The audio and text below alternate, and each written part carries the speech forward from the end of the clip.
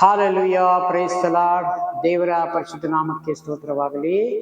ಈ ರಾತ್ರಿ ವೇಳೆಯಲ್ಲಿ ಮತ್ತೊಂದು ಆವರ್ತಿ ನಮ್ಮನ್ನೆಲ್ಲ ತಗ್ಗಿಸಿಕೊಂಡು ಒಂದು ಚಿಕ್ಕ ಪ್ರಾರ್ಥನೆ ಮಾಡಿಕೊಂಡು ಒಂದು ವಾಕ್ಯವನ್ನು ತೆಗೆದುಕೊಳ್ಳೋಣ. ಪ್ರೀತಿ ಸ್ವರೂಪನಾದ ದೇವರೇ, ರಾಜಾಧಿರಾಜನೇ ಯೇಸು ಸ್ವಾಮಿ, ನಿಮಗೆ ಮಹಿಮೆಯಾಗಲಿ ಸ್ವಾಮಿ. ದೇವರೇ ಕರ್ತನೆ, ವಾರನೇ ಮೊದಲನೇ ದಿನ ಸ್ವಾಮಿ ಆರಾಧನೆಗೆ ಕೂಡಿ ಬಂದು ದೇವರೇ ಮತ್ತೊಂದು ಆವರ್ತಿ ಸ್ವಾಮಿ ನಮ್ಮನ್ನೆಲ್ಲ ಕರ್ತನೆ ನಿಮ್ಮ ಕರಳದೊಪ್ಪಿಸ್ಕೊಡ್ತಾ ಇದ್ದೀನಿ ಸ್ವಾಮಿ. ರಾತ್ರಿ ವೇಳೆ ಪ್ರಾರ್ಥನೆಯನ್ನು ಸ್ವಾಮಿ ನಿಮ್ಮ ಕರಳದೊಪ್ಪಿಸ್ತೀನಿ. ಯೇಸು ನಾಮದಲ್ಲಿ ಬೇಡಿ ದೇವರ ತಂದೆ, ಆಮೆನ್.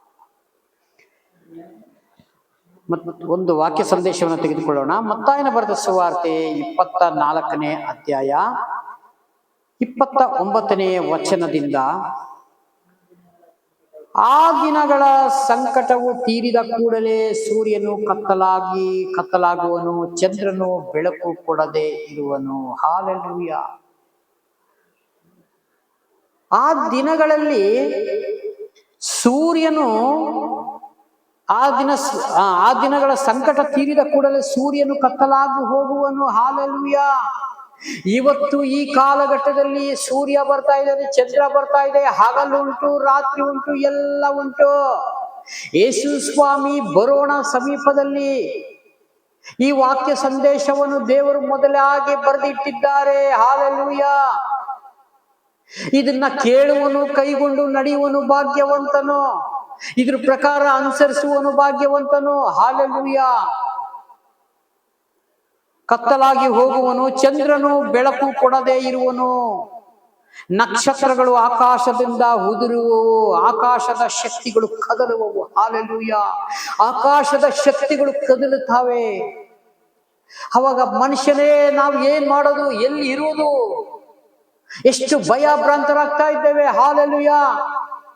ಈ ಮೊನ್ನೆ ಕಳೆದ ವಾರಗಳಲ್ಲಿ ನಮ್ಮ ಈ ಪಾಕಿಸ್ತಾನ ಇಂಡಿಯಾ ವಾರ್ ನಡೆದಿದೆ. ಆ ಬಾರ್ಡರ್ ಇರುವಂತ ಜನರು ತತ್ತರಿಸಿ ಹೋಗಿದ್ದರು, ಕಷ್ಟ ಪಡುವಂತವರು ಎಷ್ಟು ಕಷ್ಟದಲ್ಲಿ ಹೆದರಿಕೆಯಿಂದ ಜೀವಿಸಿದ್ದರು. ಹಾಲೆಲೂಯಾ.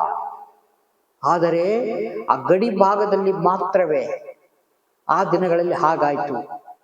ಈ ಆಕಾಶವು ಕದಲುವಾಗ ಇಡೀ ಆಕಾಶ ಶಕ್ತಿಗಳು ಕದಲುತ್ತವೆ ಅಂತ ವಾಕ್ಯ ಹೇಳ್ತದೆ. ಆವಾಗ ಮನುಷ್ಯನ ಕತೆ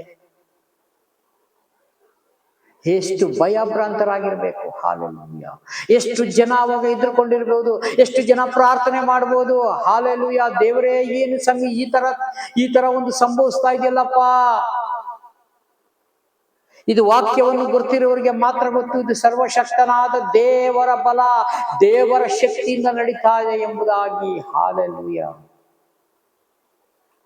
ದೇವರು ಪ್ರವಾದಿಗೆ ತಿಳಿಸದೆ ಯಾವ ಕಾರ್ಯವನ್ನು ಮಾಡುವುದಿಲ್ಲ ಅಂತ ವಾಕ್ಯ ಹೇಳ್ತದೆ. ನನ್ನ ಪ್ರವಾದಿಗೆ ತಿಳಿಸಿ ನಾನು ಈಗೆಲ್ಲ ಕಾರ್ಯಗಳನ್ನ ನಡೆಸ್ತೇನೆ ಎಂಬುದಾಗಿ. ಹಾಲೆಲೂಯಾ. ಆಗ ನೋಡಿ, ಆಗ ಮನುಷ್ಯ ಕುಮಾರನು ಸೂಚಿಸುವ ಗುರುತು ಆಕಾಶದಲ್ಲಿ ಮನುಷ್ಯ ಕುಮಾರನು ಯೇಸು ಸ್ವಾಮಿ ಸೂಚಿಸುವ ಗುರುತು ಆಕಾಶದಲ್ಲಿ ಕಂಡು ಬರುವುದಂತೆ. ಹಾಲೆಲೂಯಾ. ಭೂಲೋಕದಲ್ಲಿರುವ ಎಲ್ಲ ಕುಲದವರು ಎದೆ ಬಡಿದುಕೊಳ್ತಾರಂತೆ. ಅಯ್ಯೋ ದೇವ್ರೇ, ಏನಾಗ್ತಾ ಇದೆ ಈ ಭೂಮಿ ಮೇಲೆ? ಅಯ್ಯಯ್ಯೋ, ನಾನು ಏನು ತಿಳ್ಕೊಂಡಿದ್ದೆ, ನಾನು ಏನು ಗೊತ್ತಿಲ್ಲದೆ ಈ ತರ ಒಂದು ಸಂಭವಿಸ್ತಾ ಇದೆಯಲ್ಲ. ಯೇಸು ಸ್ವಾಮಿನೇ ನಿಜವಾದ ದೇವರ. ಈ ಭೂಲೋಕದಲ್ಲಿ ಎಲ್ಲಾ ಕುಲದವರು ಅಂತ ಹೇಳ್ತದೆ ಸತ್ಯವೇದ. ಎಲ್ಲ ಕುಲದವರು ಎದೆ ಬಡಿದುಕೊಳ್ಳುತ್ತಾರೆ. ಹಾಲೆಲೂಯಾ. ಇವತ್ತು ಸುವಾರ್ತೆ ಸಾರ್ತಾ ಇದೆ, ಲೋಕವೆಲ್ಲ ಶುಭ ವರ್ತಮಾನ ಸಾರ್ತಾ ಇದೆ. ಯೇಸು ಸ್ವಾಮಿಯನ್ನ ಕುರಿತು ನಿಮಗೆ ರಕ್ಷಣೆ ಮಾಡಲಿಕ್ಕೆ ಬಂದಿದ್ದಾರೆ. ನಿಮ್ಮ ಪಾಪ ಶಾಪಗಳನ್ನ ತನ್ನ ಮೇಲೆ ಹೊತ್ತುಕೊಂಡಿದ್ದಾರೆ. ನಮಗಾಗಿ ಪ್ರಾಣವನ್ನು ತ್ಯಾಗ ಮಾಡಿದ್ದಾರೆ. ಹಾಲೆಲೂಯಾ. ಇವತ್ತು ಯಾರು ನಂಬುತ್ತಾ ಇಲ್ಲ. ಯಾಕೆಂದ್ರೆ ನೋಹನ ದಿನಗಳಲ್ಲಿ ನೋಹನಿಗೆ ಅದೇ ರೀತಿಯಾಗಿ ಹೇಳಿದ್ದು, ಇಲ್ಲಿ 40 ದಿವಸ ನಾನು ಮಳೆಯನ್ನು ಸುರಿಸ್ತೇನೆ, ಮೂಗಿನಿಂದ ಶ್ವಾಸ ಬಿಡುವುದು ಎಲ್ಲವನ್ನು ನಾನು ಅಳಿಸಿ ಬಿಡ್ತೇನೆ. ಯಾರ್ಯಾರು ನಿನ್ನ ಸಂಗಡ ಸೇರಿಕೊಳ್ತಾರೋ ಅವರೆಲ್ಲ ರಕ್ಷಣೆ ಹೊಂದುವರು, ಜೀವ ಉಳಿಸಿಕೊಳ್ಳುವರು. ಹಾಲೆಲೂಯಾ. ಆ ದಿನಗಳಲ್ಲಿ ಯಾರು ಆತನ ಮಾತಿಗೆ ಕಿವಿಗೊಡಲಿಲ್ಲ, ಆತನ ಶಬ್ದಕ್ಕೆ ಕಿವಿಗೊಡಲಿಲ್ಲ, ಆತನ ಮಾತನ್ನು ನಂಬಲಿಲ್ಲ. ಅದೇ ತರಾನೇ ಈ ಸಲ ದೇವ್ರು ಹೇಳ್ತಾರೆ, ನಾನು ಜಲಪ್ರಳಯದಿಂದ ನಾನು ಮನುಷ್ಯ ಕುಲವನ್ನು ಹಾಳು ಮಾಡುವುದಿಲ್ಲ. ಈಗ ಅಗ್ನಿ ಗಂಧಕ ಕೆರೆ, ಬೆಂಕಿ ಕೆರೆಯನ್ನ ಮಾಡಿದ್ದೇನೆ. ಹಾಲೆಲೂಯ. ನನ್ನನ್ನು ನಂಬುವವನು ಆ ಎರಡನೇ ಮರಣದಿಂದ ತಪ್ಪಿಸಿಕೊಳ್ಳುತ್ತಾನೆ. ಹಾಲೆಲೂಯ. ಇವತ್ತು ನಾವು ಮನುಷ್ಯರು ಎಷ್ಟು ಕಾಲ ಬದುಕಿರ್ತೀವಿ ಪ್ರಿಯ ಸಹೋದರ ಸಹೋದರಿಯರೇ? ಬಲ ಹೆಚ್ಚಿದ್ರೆ 70-80 ವರ್ಷಗಳ ಕಾಲ ಮಾತ್ರವೇ, ಅದರ ಮೇಲ್ಗಡೆ ಇಲ್ಲ ಸಹೋದರರೇ.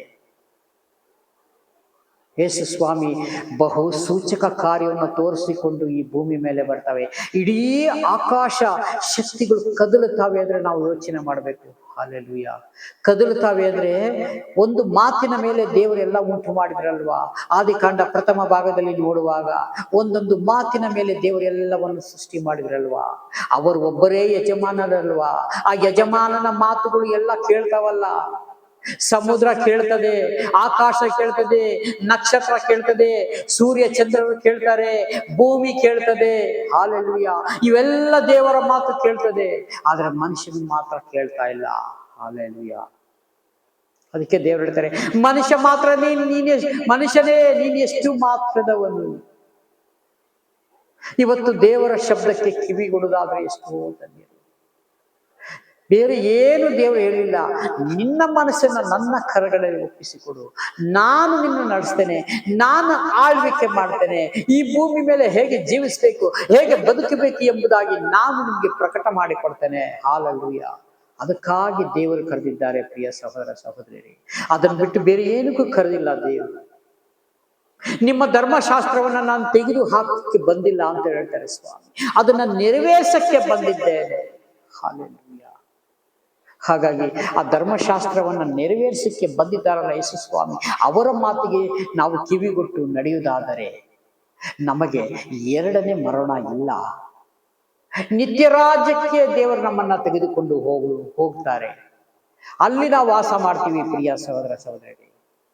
ಹಾಗಾಗಿ ಆ ರಾಜ್ಯಕ್ಕೆ ಕರೆಯಲ್ಪಟ್ಟಿದೆ. ಆ ರಾಜ್ಯಕ್ಕೆ ನಾವೆಲ್ಲ ಸಿದ್ಧರಾಗಬೇಕಾಗಿದೆ ಪ್ರಿಯ ಸಹೋದರ ಸಹೋದರಿಯರೇ. ಹಾಲೆಲೂಯ. ಹಾಗಾಗಿ ಈ ಕೊಟ್ಟಂತ ಸಂದೇಶಕ್ಕಾಗಿ ಈ 2-3 ವಾಕ್ಯಗಳನ್ನ ತೆಗೆದುಕೊಂಡಿದ್ದೀವಿ ಅಷ್ಟೇ. ದೇವರ ಚಿತ್ತವಾದ್ರೆ ನಾಳೆ ಇದನ್ನ ಕಂಟಿನ್ಯೂ ಮಾಡೋಣ. ಇಲ್ಲ ಅಂದ್ರೆ ಬೇರೆ ಸಂದೇಶವನ್ನು ದೇವರು ಕೊಡ್ತಾರೆ, ನಮ್ಗೆ ಗೊತ್ತಿಲ್ಲ. ದೇವರು ನನಗೆ ಆಲೋಚನೆ ಕೊಟ್ಟಂತ ಸಂದೇಶವೇ ಇವತ್ತು ನಾವು ತೆಗೆದುಕೊಂಡಿದ್ದೀವಿ. ಕಣ್ಮುಚ್ಚಿ ಚಿಕ್ಕ ಪ್ರಾರ್ಥನೆ ಮಾಡಿಕೊಂಡು ಮುಕ್ತಾಯ ಮಾಡೋಣ.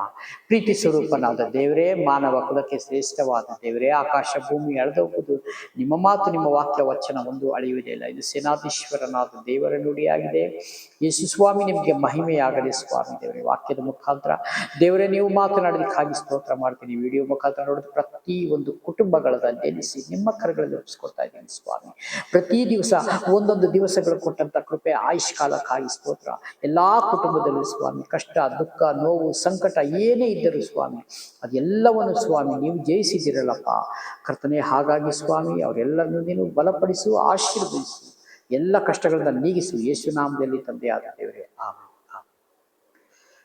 God bless you. ದೇವರು ಎಲ್ಲರನ್ನು ಆಶೀರ್ವದಿಸಲಿ. ಆಮೆನ್.